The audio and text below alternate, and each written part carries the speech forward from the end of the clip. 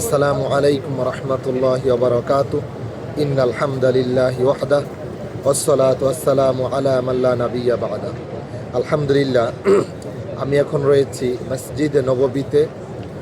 তো গতকালকে জুমার দিন মসজিদে নববীতে যেই জুমার খুতবাটি দেওয়া হয়েছে তার যেটি একটি ছোটোখাটো সারমর্ম অথবা যেই বিষয়টি থেকে জুমার খুতবা থেকে একটি হাদিস এবং একটি কোরআনুল কারীমের আয়াত আমি স্পষ্টভাবে অবলোকন করতে পেরেছি, বুঝতে পেরেছি, বা সেটা আমি আপনাদের সাথে আজকে শেয়ার করব ইনশাআল্লাহ। যেখানে ইমাম খতিব একটি হাদিস আনয়ন করেছেন, বুখারী এবং মুসলিমের হাদিস। আন আবি হুরায়রা রাদিয়াল্লাহু আনহু قال قال رسول الله صلى الله عليه وسلم من حج لله فلم يرفث ولم يفسق رجع كيوم ولدته أمه متفق عليه।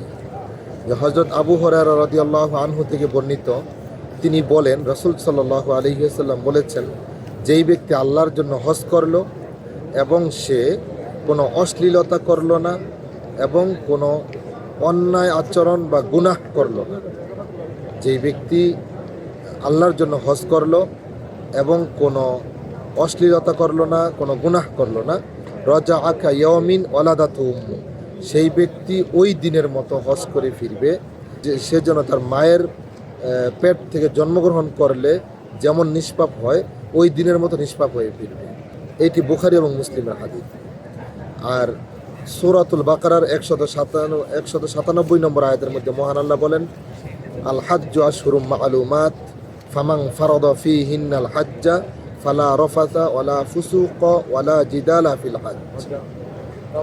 যে আল্লাহ সুবহানাহু ওয়া তাআলা বলেন যে হজের যে নির্দিষ্ট কয়েকটি মাস রয়েছে, এই মাসে যে ব্যক্তি ইহরাম বেঁধে নিজের জন্য হজকে অবধারিত করে নেয়, যে ব্যক্তি হজ করার নিয়ত করে নেয়, এবং ফালা রাফাসা ওয়ালা ফুসুকা ওয়ালা জিদালা ফিল হজ্জ, এবং সেই ব্যক্তি যদি কোনো অশ্লীলতা না করে, গুনাহ না করে এবং ঝগড়াঝাটি না করে, তাহলে ওয়ালা জিদালা ফিল হজ্জ, এবং কোনো ঝগড়াঝাটি করে না, ওয়ামা তাফআলু মিন খায়রিন ইয়ালামুহুল্লাহ, এবং এখানে বলা হয়েছে যে তোমরা কি ভালো কাজ করো আল্লাহ সে সম্পর্কে অবগত রয়েছেন। তো আলহামদুলিল্লাহ, আমরা একটি আয়াত এবং একটি হাদিস থেকে জানতে পারলাম যে হজের সময়ে আল্লাহ সুবহানাহু ওয়া তাআলা এবং রাসূল সাল্লাল্লাহু আলাইহি ওয়াসাল্লামের দিক নির্দেশনা অনুযায়ী কোনো ঝগড়াঝাটি, কোনো অশ্লীলতা এবং কোনো অন্যায় আচরণ করা যাবে না। ধৈর্য এবং সহনশীলতার পরিচয় দিতে হবে, দিয়ে আমাদেরকে আল্লাহর সন্তুষ্টির জন্য হজ পালন করতে হবে। এটাই মসজিদে নববীর গতকালকের জুমার খুতবার মূল আলোচ্য বিষয় ছিল। এটা কেন্দ্রিক তিনি বহু হাদিস এবং বহু কোরআনের আয়াত আনয়ন করেছেন।